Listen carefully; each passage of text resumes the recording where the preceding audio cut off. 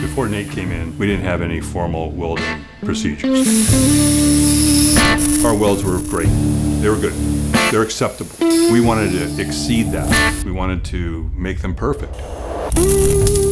So it's pretty uncommon that a manufacturer would say, hey, this is not quite enough and I would really like more. How do we get that?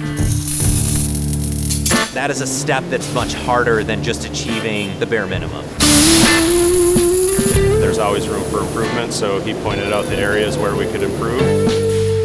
And in that process, he was able to show me how to cut, macro, study, read welds so that we can really start making procedures, dial in weld settings, and understand that our welds are going to be the absolute best that they can be. Our certification internally needs to be, and our procedures need to be based on what we do.